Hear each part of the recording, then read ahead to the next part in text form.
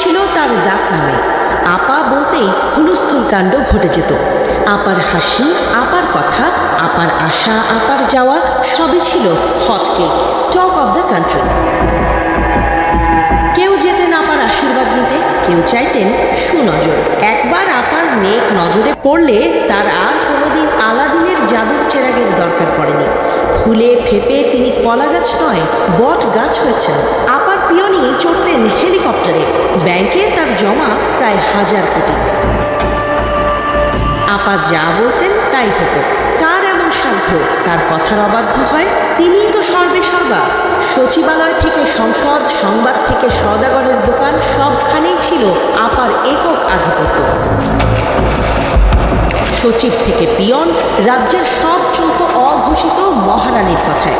মহারানীর কথাই ছিল আইন, তার আদেশ ছিল অনিবার্য, শিরোধার্য। তিনি যখন যাকে ইচ্ছে ব্যঙ্গ করতেন, যাকে ইচ্ছে কারাগারে পুরতেন, যাকে ইচ্ছে পদ্মা সেতু থেকে টুপ করে ফেলে দিতেন, কাউকে আবার দুটো চুবনি দিয়ে ওপরে তুলতেন। দমন পীড়ন সব ছিল আপার রাজ্যে স্বাভাবিক। তবে হেলেনেরও শেষ হয়। মহারানী ভিক্টোরিয়াকেও কোনো এক অনিবার্য কারণে ছাড়তে হয় মসনদ।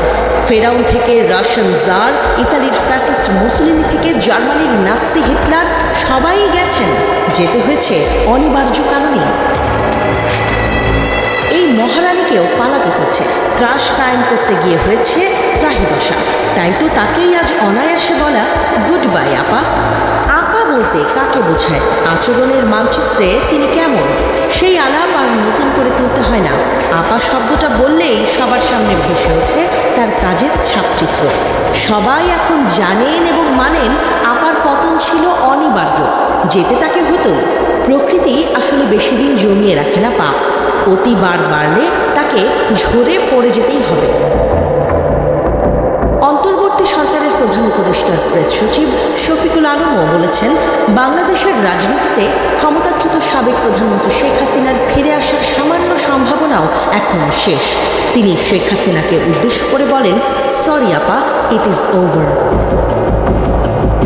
শফিকুল আলম তিনি বলেছেন, অবশেষে জাতিসংঘের তদন্ত প্রতিবেদন প্রকাশিত হয়েছে, যা শেখ হাসিনার নেতৃত্বের উপর চূড়ান্ত আঘাত হেনেছে।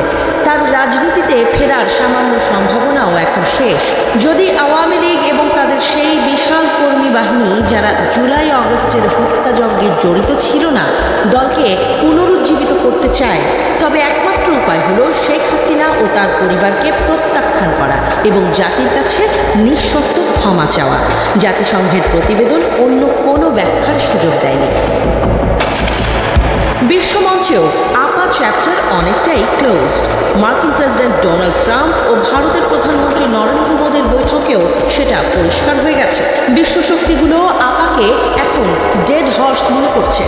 ঘোড়ার পিঠে সাওয়ার হয়ে মোদী নিজের পথ আগালেও মৃত ঘোড়াকে তিনিও আর কাঁধে করে বইতে চাইছেন না। তাই আপার অধ্যায় ধীরে ধীরে ওভার অ্যান্ড আউটের দিকেই ধাবিত হচ্ছে।